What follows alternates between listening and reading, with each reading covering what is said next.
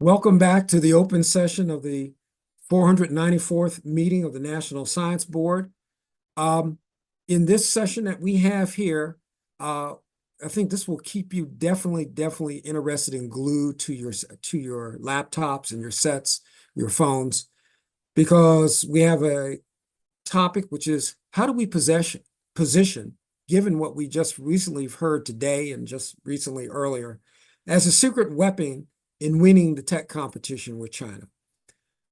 It is my pleasure to welcome Jimmy Goodrich. He is a fellow of the Global Conflict and Cooperation and Senior Advisor for Technology Analysis at RAND, leading expert on technology, geopolitics, and national security. His focus is actually on China and East Asia. He is formerly Vice President for Global Policy at the Semiconductor Industry Association. Used to work with you when I was at Bell Labs, so we did a lot of stuff together. There he led the industry's China efforts, including on Chinese industrial policy and chip industry economics. And he's formerly director for China policy at the Information Technology Industry Council, and he spent years in the tech sector in China. You know, NSF believes that winning the technology competition with China is imperative for U.S. national security. I think all of us on here recognize that it's not just an economic challenge, but that is intertwined with the national security. And we're not alone in this view. We've all seen the op-ed from Senator Todd Young in the Washington Post. The Center for Strategic and International Studies recently published commentary that NSF is a key national security pillar. This is through NSF's basic and applied research and in the process training of the future STEM workforce. And let me just capitalize the domestic STEM workforce, because that's extremely important. That is a secret weapon we have. NSF is the agency whose mission is to promote the progress of science, advance national health, prosperity, and welfare, and secure the national defense.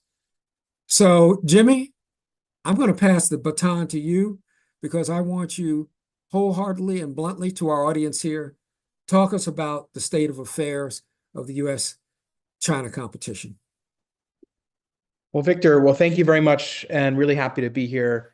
It's a pleasure and an honor to brief the National Science Board about this new dawn of big science in China and what that means for the overall U.S.-China technology competition and for reordering of our science priorities here back home. I'll talk a little bit, about 25 minutes, around some of the research that I've been doing looking at China's overall new science and technology posture, some of the aspects of that build out, and then at the end, how it's impacting U.S.-China tech competition. So with that, I'll just kick it off and begin. So I call this the dawn of big science in China because if we recall, there was a dawn of big science for the United States. Think about Vanderbilt Bush and Endless Frontiers, the U.S. building up its national lab infrastructure at the end of World War II, carrying that on through the Cold War. And that national lab infrastructure, our investments into basic research, catapulted U.S. economic and technological leadership, cemented modern technology such as the integrated circuit, GPS, the World Wide Web, and is still critical to maintaining our edge. China has marveled at that success that the United States has had for the last several decades and is really moving in a breakneck pace to try and replicate that success within China domestically. A lot of that has to do with increase in funding into science and technology, a prioritization from the party that science and technology is now one of the top development priorities under Xi Jinping, the rapid construction of dozens of new labs and facilities across China, and then also embracing AI as a way to accelerate scientific discovery inside the PRC. I think all of this has huge strategic implications for the United States because we know this formula works, it's worked for us, and there's no reason to believe it will not work for China as well. So I'll call it the dawn because this era is just beginning for China. And this actually is an image of the sunrise at one of China's new fusion experimental reactor sites that's being built in eastern China, in Hefei province. So I think many people have seen the dramatic rise already of China's science technology capabilities. The Economist did a very good piece last year where it showed how China's overall patent output is rising, its published paper content is rising, and also its number of high-impact papers by location. China, you can see in the middle graph, is accelerating in things like materials science, chemistry, engineering, where China is now the worldwide leader in those high quality research areas. And of course, China's also been investing for 2 decades in its basic education system and its higher education system to prioritize science, engineering, and other disciplines that will help propel China forward. However, up until very recently, science within China has been a civilian discipline. The party has not, in the last 2 decades, intervened heavily in the science technology ecosystem within China. But that has changed over the last 4 years. In 2020, at the 20th Party Congress that was led by President Xi Jinping, he established a new National Central Science and Technology Commission that overrides and now sits above all of the nation's universities, labs, state-owned enterprises, government organizations, and coordinates national science technology policy for unified party control to help eliminate barriers to innovation, bureaucratic stovepipes, and accelerate prioritization of funding. What it also means is that China has become more secretive. A lot of the activities and the decisions and the plans they don't publish. And they've also been moving to instill more party indoctrination amongst Chinese scientists and innovators. In fact, Xi Jinping believes that a more patriotic scientist with inside China will help contribute to China's national mission of national rejuvenation. And we can see that prioritization across the political leadership of China. Generally, the Politburo, which is the top political echelon within China, meets once a month, and they go out and fan out across China and visit different provinces and cities. And now it's a custom stop amongst every visit for whether it's Xi Jinping or his premier Li Qiang or others across the Politburo to incorporate visits to science labs, research universities, cutting-edge companies engaged in semiconductor, agricultural, life sciences, and robotics firms. This just indicates that science technology and science technology self-sufficiency, including the research infrastructure and ecosystem within China to be self-sufficient to produce those outputs, is a top political priority for China's leadership. This is partly in response to worsening relations between the US and China over the last decade, but it's also just a natural evolution of Xi Jinping's own strategy for national rejuvenation. And part of that, they see a critical pillar is being a worldwide leader in science and technology. The funding levels as well are increasing. On the left is a chart from the Special Competitive Studies Project that looked at how China's overall R&D intensity and basic research has been increasing. On the right is a chart that shows the breakdown that Chinese private companies are also spending a very large chunk of that R&D spend within China, but government funding is also increasing. And those are numbers that are a little bit outdated because the way the metrics works at about 2 years behind. If we look at the most recent data, we can see a significant increase in funding for things like facilities, new labs, accelerators, light sources, and I'll talk a little bit about that. That's not captured in a lot of these overall macro statistics that China does publish. That focus really has been on building the infrastructure, the ecosystem, the labs. And what I argue is that China is trying to replicate this successful system. In fact, Xi Jinping himself has said that China needs to imitate the success that, say, Argonne, Los Alamos, and Lawrence Berkeley have been for the United States. And Xi Jinping has said he wants national labs and universities that revolve around national missions, meaning they can support the goals of the nation. And he's articulated those missions are serving the party, serving the country, serving frontier science, and serving the livelihood of people. And that's where life sciences and agricultural science also comes into play. But it's quite notable that Xi Jinping himself has said and studied this successful model of national labs and research universities that the US has really led, and he wants to imitate that success. And China is already making large strides, building and operating very sophisticated state-of-the-art scientific infrastructure. For example, China has already built and operating the world's largest dark matter lab in Sichuan province.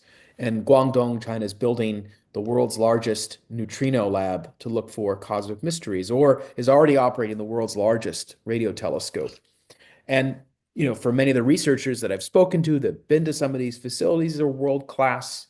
It's not a vanity project. The infrastructure that's going in, the people that are working on them are top tier. And China is really expanding upon that. In fact, in the 14 5-year plan, China has 20 new big science facilities planned across the country, everything from solar energy to human organ simulation to light sources, experimental nuclear reactors, fusion reactor technology. China is actually doubling the number of science facilities they're building every 5 years. In fact, in the 13 5-year period, they built 10. In the 12th, they built 5. And on this trajectory, they very well could double again as the next 5-year cycle will begin in 2026. China has also set up a very streamlined process for science project funding and approval. In fact, there's a special office within inside the National Development and Reform Commission, which sits in their civilian government, that receives ideas from scientists around the country and then gives them the green light to go ahead and provide central government funding. Remember, within inside the Chinese system, while you have a National People's Congress, it's very much a rubber stamp organization. And so this is a one-stop shop approval process for new research labs and universities within China. And we're seeing those approvals move very quickly. Some of the new type of facilities that are under construction are as I mentioned, the new burning plasma fusion reactor, a very large heavy ion accelerator facility. China's building a new national lab just to experiment with stellarator-based tokamak fusion reactors. This is just an example of the amount of construction that goes in the scale of these facilities. This is China's new heavy ion accelerator facility in southern China. They cleared a mountaintop to build this. And behind it are actually 4 new nuclear power stations that are being built at once to power this area of Guangdong province. So the scale, the speed, and the resources that China is able to mobilize for this effort, which really is a crash effort to build out national lab infrastructure, is really impressive. I think there's also some other motivations, which is they've seen access in the United States and also in some areas of Europe become more restrictive to Chinese researchers. And so there's demand now as China wants to propel forward to be able to rebuild that infrastructure within China so they can access it unfettered. China's building, for example, Reuters reported in January of this year, a national ignition facility-like facility that could be 2 or 3 times the yield or output that the NIF can produce based upon the size and the specifications of the facility. And this could put China at the forefront of not only fusion ignition research, but also weapons effects testing, given that NIF's primary purpose is actually weapons effects testing. China is also moving ahead in building a number of lasers, synchrotrons, and light sources. Many of them are either matching or going to exceed the capabilities in our own national labs with state-of-the-art technology, and also attracting international researchers to participate in these as open user facilities, much like the facilities that we've built that have really cemented our leadership. These will be newer, more modern, in many cases larger, with more sophisticated instrumentation than some of those here in the United States. And this just an example is the new Shenzhen superconducting soft X-ray free electron laser that China's building. It actually straddles across multiple mountaintops. It's a really impressive facility, and it's under construction right now. Even though this is a visualization, the construction has already kicked off, and they've cleared this out, and they're working on building it. China is also building, some other very novel facilities, such as a advanced attosecond laser, a new underground hard free electron laser, other multiple facilities, and also China is working on a plan to build a CERN-like facility that would at least be 50% larger than what is in Europe. China has also built what is the largest hypergravity research center. This is in Hangzhou in China. China is also building several different national quantum and precision measurement laboratories. So, for example, China has been a leader in quantum communications, but is working very intensely to build up their capabilities in quantum computing and quantum sensing as well. Many of these facilities are starting to attract cutting-edge talent. And for example, on the left is a chart showing that since 2018, we've already seen an uptick in overseas Chinese talent immigrate back to China, given that many of these facilities investments are an attraction point for a postdoc or even tenured professors worldwide, because the amount of funding available to them, the newness of their research infrastructure, the availability of research talent to be able to work on that project is quite ubiquitous within China. And already in 2024, there's been a number of high-profile movements of not just heritage Chinese or ethnic Chinese, but researchers worldwide that want to be part of this new dawn of big science within China. So one big question is, can AI and computing also boost China's scientific research? Obviously, China, one of the big things that will be an output of these research facilities and infrastructure is going to be data. And China is very keen on leveraging that data in a new AI for science paradigm by taking their very impressive list of top 500 high performance computing centers, national supercomputers, and working to develop large language models based upon a lot of the scientific data that will be generated out of those facilities. China already has a very large national data center infrastructure program known as the Eastern Data Western Compute Program. China actually thinks of that as a form of scientific infrastructure. Computing, from their perspective, is a form of scientific infrastructure, given that most modern science is going to be simulated or increasingly using AI to help improve the process of that scientific innovation. And it's already taking off in China. For example, multiple government institutes, labs are working on developing domain-specific large language models for earthquake prediction, biological science, climate science, many exceeding hundreds of billions of parameters. Think of it as ChatGPT 4 or 5 for scientific applications developed by the scientific community inside the PRC. An example is Pengcheng Labs, which is a lab in Shenzhen with 3,200 researchers, a large annual budget, brand new lab, and it's almost focused exclusively in partnering with the Chinese private sector, in this case, Huawei, to develop a foundational model that's being used for astrophysics research and other areas as they're integrating that data set that's generated from those new facilities, for example, one of China's space telescopes, into this new AI system. Another example is Zhejiang Lab outside of Hangzhou. They have their own large facility that was just built, and they're in fact putting large language model payloads in space, working to help optimize the energy efficiency of satellite payloads and other type of activity, which is showing how China is also using AI and scientific discovery in an applied manner, not just for basic science, but also for applied science and engineering. Just to close out my formal remarks here and then open it up for questions and discussions, I think there are macro challenges on the horizon. What I've sort of painted this very big picture of China moving forward at rapid speed under our crash program to build and replicate both in quantity and quality the U.S. research ecosystem. However, there are some characteristics about this that will create challenges for China, from my perspective. One of them is party and political ideology. Now, every scientist, and particularly those in government labs and universities, does have to spend an increasing amount of time on party doctrine and discipline. This, for example, includes spending days out of the year learning about Xi Jinping thought on science, how scientists should reorient their missions around party objectives and national objectives. For example, on the right is an image of China fusion scientists that are going to a party indoctrination camp in another city without China. On the left is an image of the Shanghai S&T community getting a lecture on Xi Jinping thought about building China as a strong national science and technology superpower. The other challenge, of course, is funding. As China sees a slowing economy, so far it has not deprioritized science and technology funding. In fact, it remains at the top. And that's because the party believes this is going to be one of the key pillars that will propel China forward into the next several decades as a global leader. And they've been unwilling to sacrifice new particle accelerators, light sources, universities, even under a slowing economic arrangement. That may not last forever, but for now, even with the tensions over the trade war and the pressure that's put on Chinese exports, the Chinese government has still remained steadfast in its priority. But that could change if economic growth does further slow.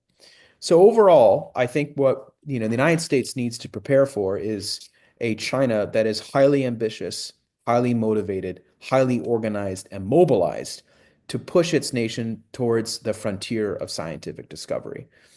And it's doing so in a way that we know best, which is replicating the era of US big science and developing national labs and science technology infrastructure. And in many, many areas, China is already and will be increasingly so, not imitating, not a fast follower, but will be a pioneer developing new scientific discoveries. It's very likely that the totality of all these new investments that China is making, for example, will likely produce a Nobel Prize organically within China over the next decade.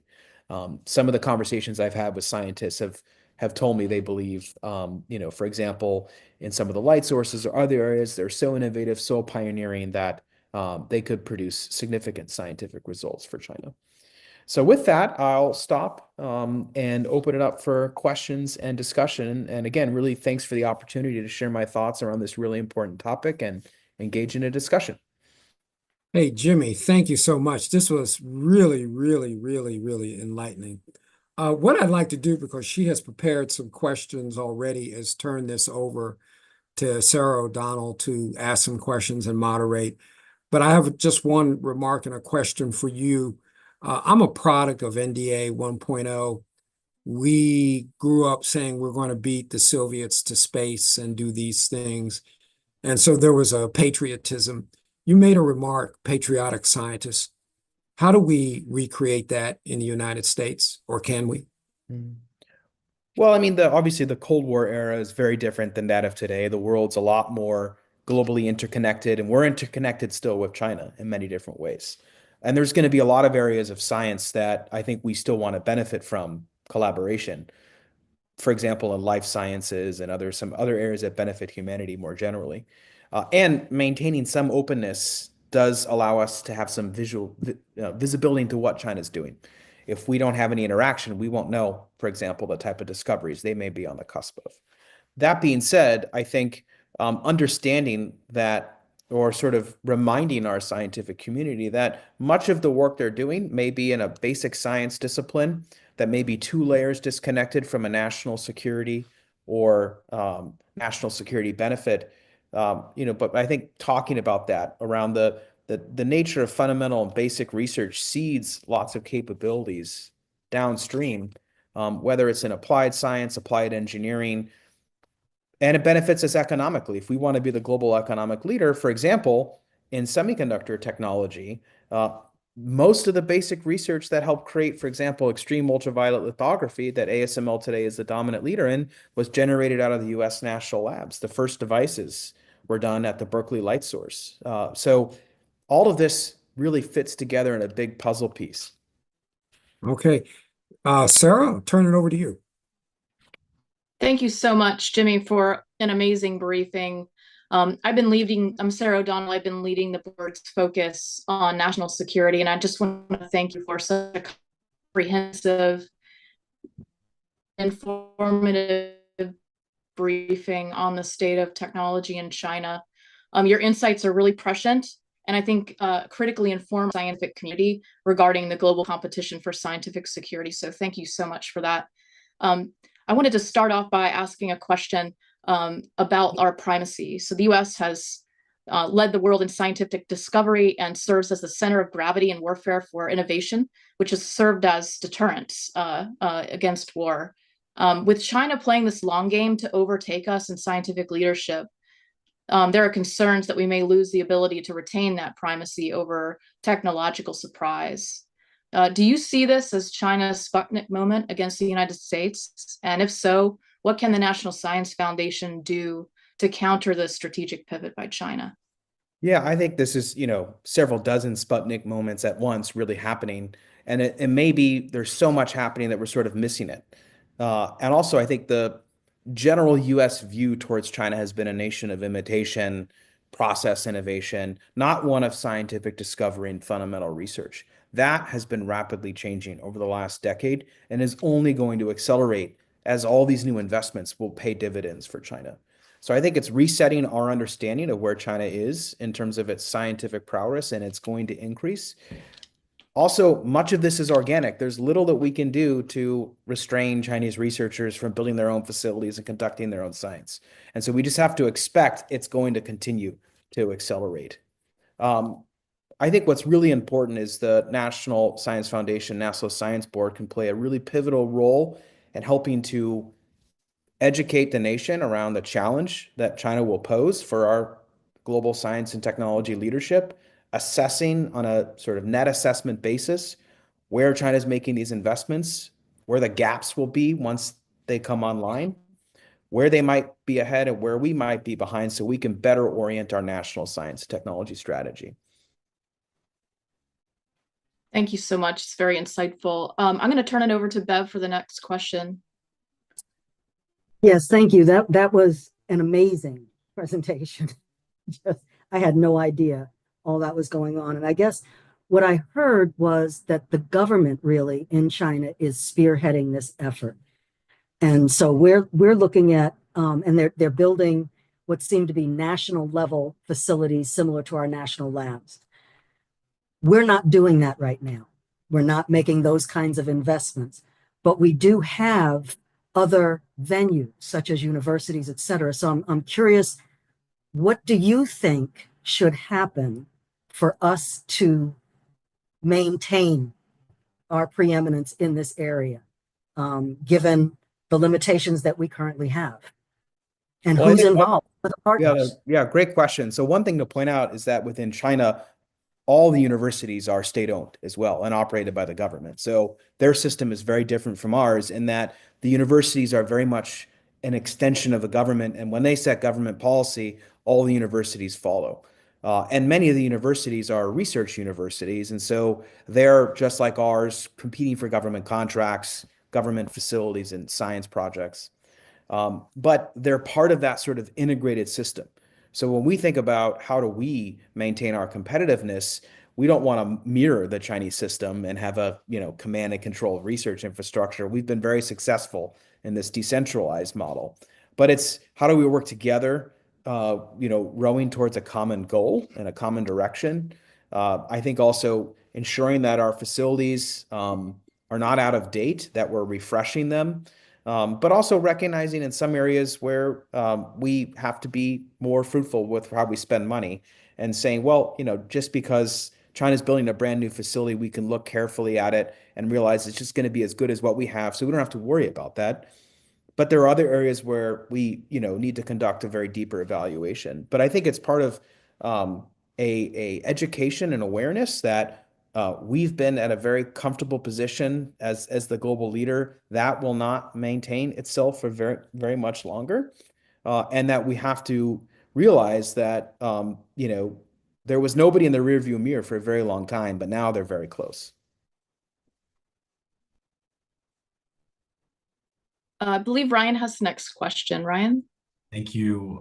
Jimmy, thank you so much. I feel like your 15-minute presentation should be played before the Super Bowl so every American can see it, right? So we are properly informed about what our competition's doing. It was clear from your presentation that the US playbook is being copied and implemented, but I can't help but ask, are they also adapting the playbook and creating new plays? What have you observed as working better from their approach? And what can the federal government, NSF, and other federal agencies do to stay ahead? So they're doing a lot of adaptation, changing some of the way their systems work. For example, up until very recently, historically, with inside government-funded science programs in China, they tend to go to the university or the research center that's always gotten the funding, to the senior scientist who probably should have retired 10 years ago but is still working, and sort of hoards a lot of the funding. They've actually tried to break that. And for example, have a new rule that says for all national mega projects or national key R&D projects, the principal investigator has to be under 40. And so they're, for example, working very hard to try and reduce the age of the workforce, because they believe that more creative ideas, more creative approaches are going to be thought from the more junior research talent. In fact, earlier this year, China, on its national television, had a 30-minute sort of, I'd say 60 minutes type documentary where they had a profile of a under 30 Tiger team that had full funding from the Chinese government to build their own hypersonic glide vehicle and successfully engineered, simulated, tested, and then dropped it from a high altitude air balloon, and it had a successful launch. And that was, an indication of just how strong China's trying to push the reform of their system to remove vested interests, to instill more youth and vigor into their science and innovation ecosystem. But also, they're very much working in a coordinated manner. And this is what this new Science Technology Commission is focused on, is instead of each university and lab coming up with their own plan, they have a new national roadmap. So thinking about what the role that the National Science Board can do as well is not setting firm goals and plans, but help illustrating for the research community what that roadmap could look like is also something that, possibly we could learn from. I think the Tiger Team concept is very interesting. Are we tracking that closely within the intelligence community or within a broader scientific community with regards to China in this commission? I mean, I think overall, U.S. Monitoring and research into China's basic science technology ecosystem is vastly underinvested in. There are probably single-digit number of people that have the official responsibility of writing and researching and conducting analysis on China's basic science and technology ecosystem policy advancements. There's almost that I'm not aware of a single funded research center in the United States that has the primary task of just conducting open source research onto China's science technology advancements. Ironically, in Europe, there's two efforts, both of which are in Germany, where the German government is funding some efforts to look into this space. But I believe we're going to put ourselves at a critical national disadvantage if we don't increase our efforts to understand both the development trajectory and the capabilities that China's putting in place in science technology. So I think it's a national priority that's unfortunately not getting the attention it needs.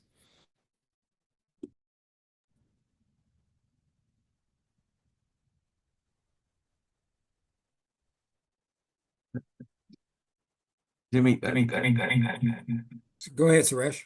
I'm getting a feedback, so I don't know. Okay, let me quickly state the question and I'll. Tell you what, Suresh, let's move over to Mel. I was wondering, are non-Chinese who move to China to do research subject to the same philosophy lessons that the others are? Yeah, that's a great question. So far, no. Really, it's only for party members, and to be a party member, you have to be a Chinese citizen in most cases.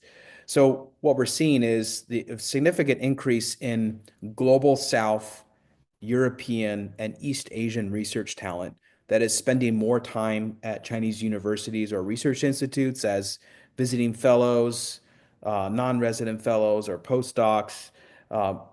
We're also seeing some high-profile moves, but overall, it's a lot more short-term interaction. Whereas in the United States, in my conversations with the scientific community have shown that because of the tensions, it's been on both sides, research community, the engagement has really significantly decreased. And I think China recognizes that, and they're really making a pitch, for example, to expand its S&T cooperation with Saudi Arabia, UAE, Belgium, Netherlands, Singapore, Japan. So far, in my interaction with the research community in those areas, they still are very open to engagement with China. For example, China's working on developing in the semiconductor space a new light source based upon steady state microbunching. And that's a partnership with Fraunhofer, Germany, and Tsinghua University. That type of engagement would likely not happen between the US and China, but it is happening still between other parts of the world and China. So I think we have to be really cognizant that not every other part of the world is sort of bought into the competition paradigm, and we have to work to manage that expectation, but also work on our relationships with some of those partners and allies. Thank you. I believe Aaron has a follow-up. Aaron? Yes. Thank you, Jimmy. I'm old enough that I'm a experimental energy physicist. That's my scientific background. I'm old enough that I was a young graduate student at the CERN laboratory in the early 1990s, shortly after the fall of the USSR, and had many colleagues from the very recently previous Soviet states. And they all had to go to Wednesday meetings with political minders in order to maintain their status there, which was a real privilege to be at CERN outside of the Soviet Union. But all of them thought it was just they took it very seriously, because if they didn't do it or they mouthed off, they'd get sent back, and that was it. Their privileges were finished. But none of them really believed in it. So it was a real weakness. And the sort of the seeds of destruction for that whole setup were, sown in the very fabric of the communist ideology. And I'd like you to comment a little further on, the weaknesses that you pointed out at the tail end of your talk about these ideologies. And is there some way that we can exploit that at the National Science Foundation in the United States?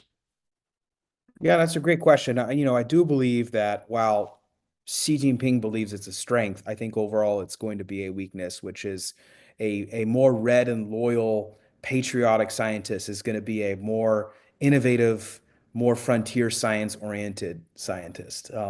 I think that will likely be a drag overall. But if you look at all the other ways that they're accelerating their car to drive 200 miles an hour, that may be a 15 mile per hour impediment, but they're still driving at 175 miles per hour, which is still a cause for concern. So I think it's going to create challenges and inefficiencies. For example, if a lead scientist has to spend, 3 days out of a month doing party work, that's 3 days they're not working in their lab, they're not working on research, they're not working on talent cultivation. So it's going to be an inefficiency. But China believes it's necessary to motivate these scientists. Will it motivate them? We'll see. I think in the short term, though, what is sort of overcoming that within China is just the ubiquitous funding, the large amounts of funding that scientists are being given. So if you're a loyal scientist and you're willing to work inside the system, you're showered with benefits and funding. So China essentially is saying, look, if you accept this, you're going to get everything you want for your next generation deep space telescope. We'll approve it, et cetera, if you work on party discipline indoctrination. I think, though, there is an advantage for the United States to exploit, the working conditions in a lot of Chinese research universities and labs is under the 996 framework, which means you work 9 to 9 every day, 6 days a week. Oftentimes, these research labs are way outside of the main cities. You live and work at the lab. You don't really have much social life. There's a lot of inside politics and other things that people have to deal with. And there's been a lot of stories of even Chinese that have been, educated abroad. They come back, they work, and they just doesn't fit for them. That won't be everybody, but I do think, though, our system of more flexibility, more attention to the individual researcher, because in the Chinese system, it's not about the individual researcher, it's about the collective unity and what they can produce as a whole. But I think our focus on the individual and individual liberties is an advantage that we and our allies have that will continue to attract talent.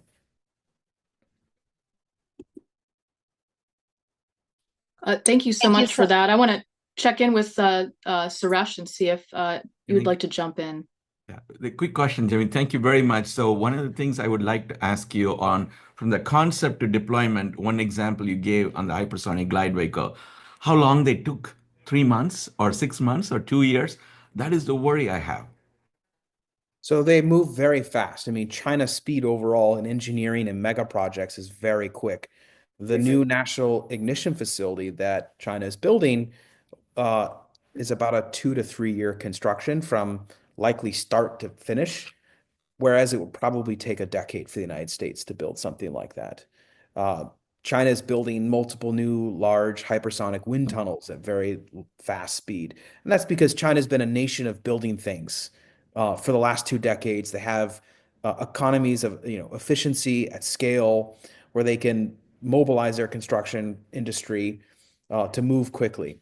For the hypersonic test vehicle, I believe was about a year-long project that they did, which is very quick, obviously, from ideas to actual simulation.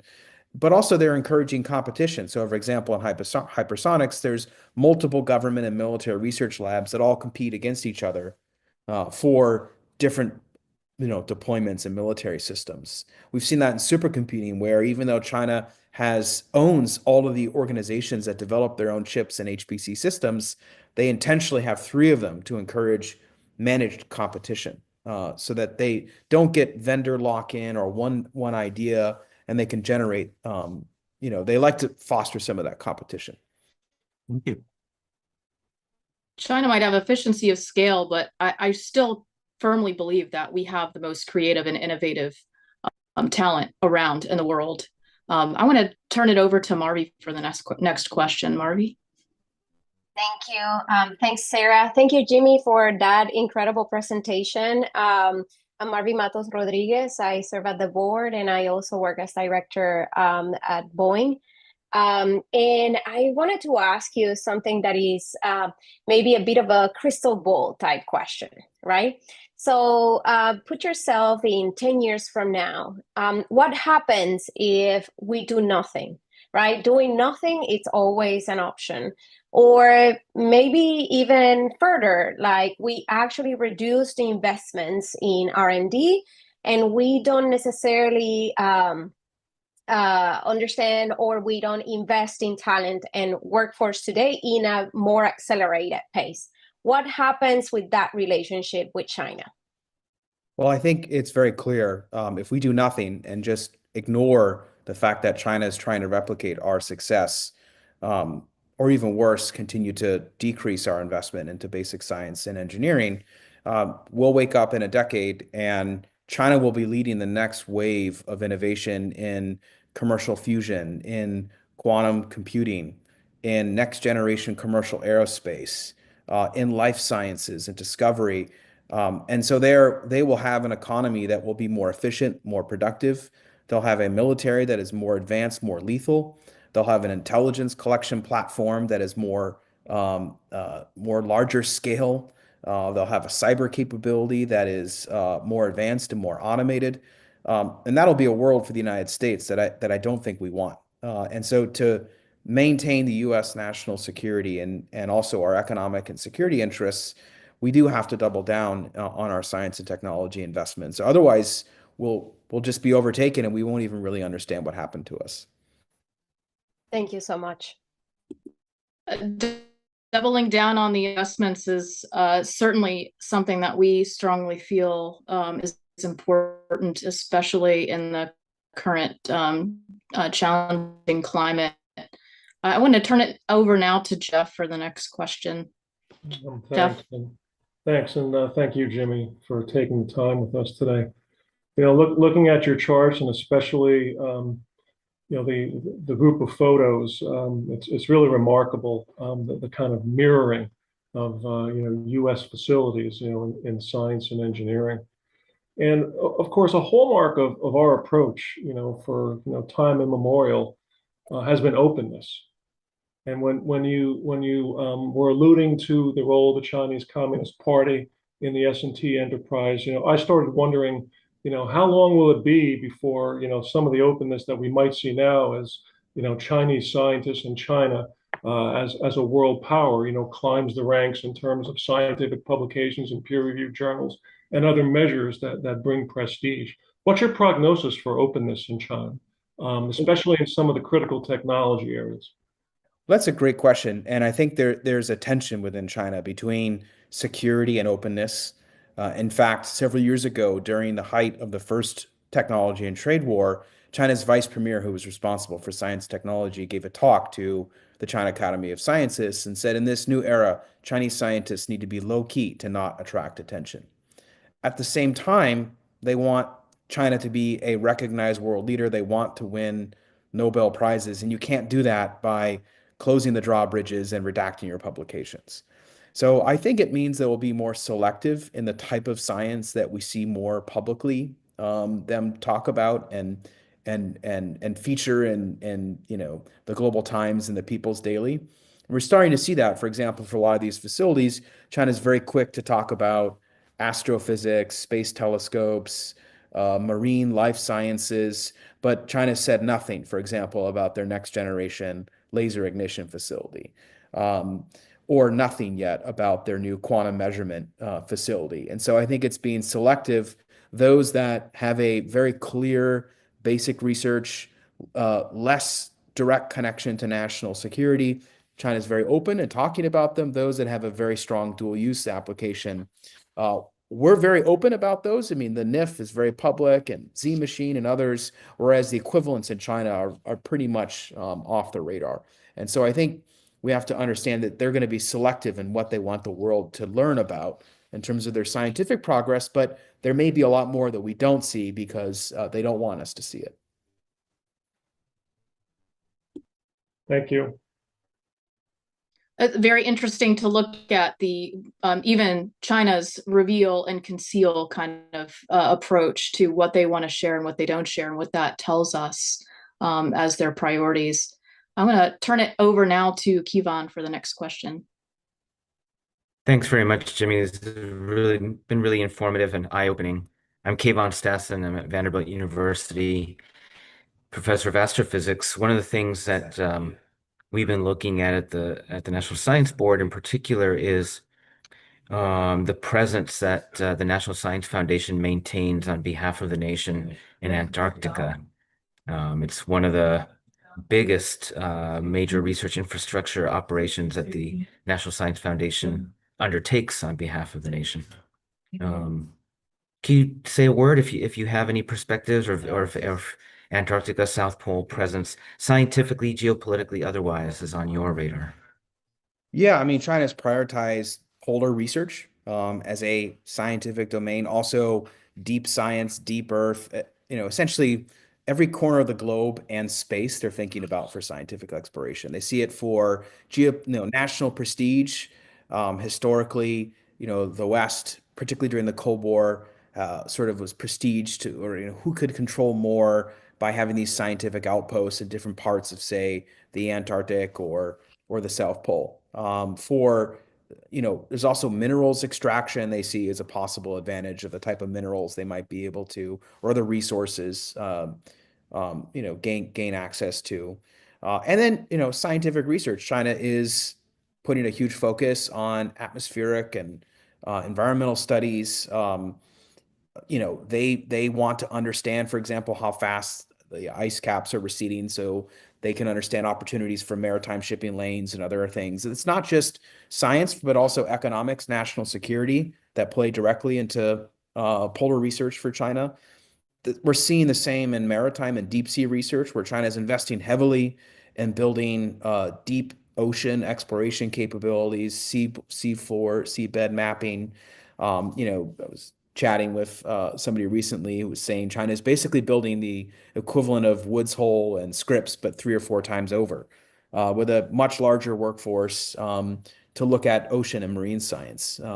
As they see it, if they want to be a maritime power, they have to understand maritime and ocean science. And if they want to expand their global fishing fleet, extract minerals from the seabed floor, they have to invest in the science and technology infrastructure to build the talent, the people, the understanding. So China sees this all interconnected to their national prestige, geopolitical order, security, economics, and technology.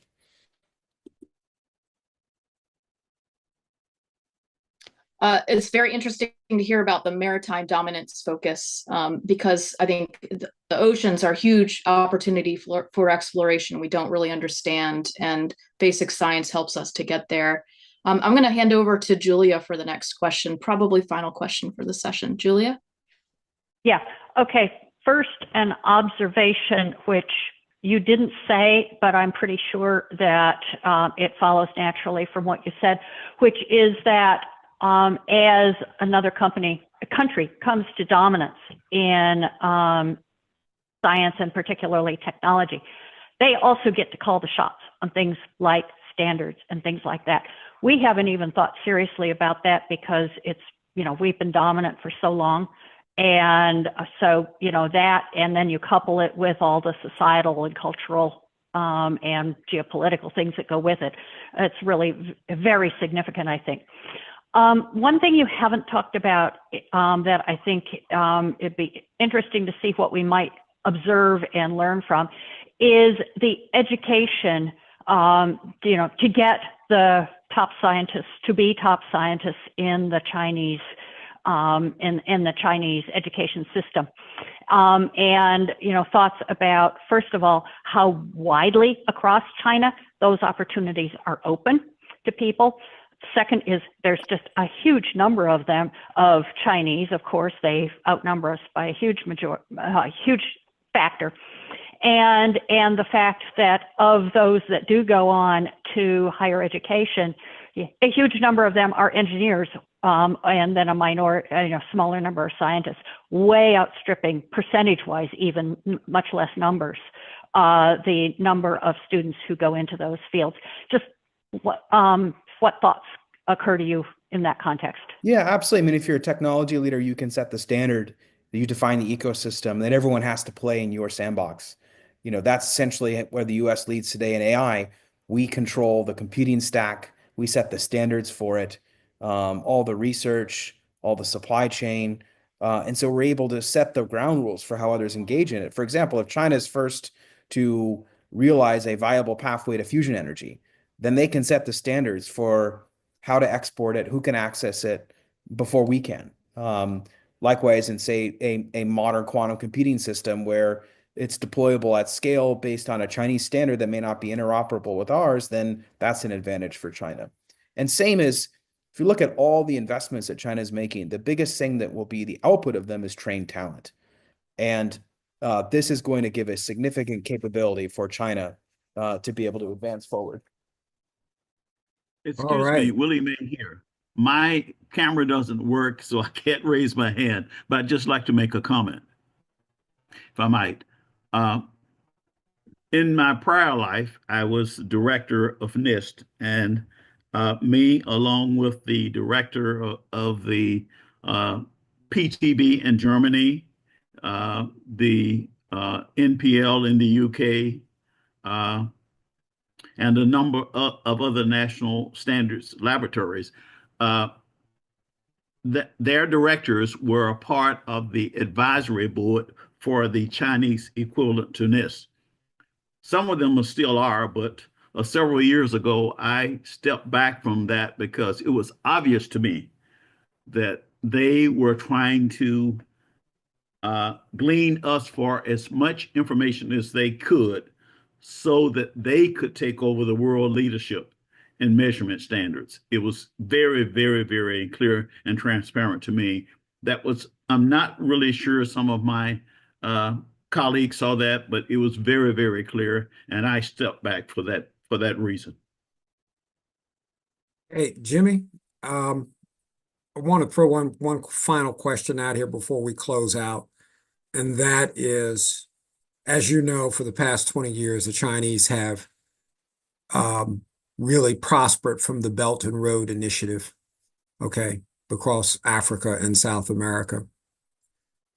But in many of those countries, they find out that has been a Faustian bargain because they have not been training the local population. They've been just using them for unskilled labor.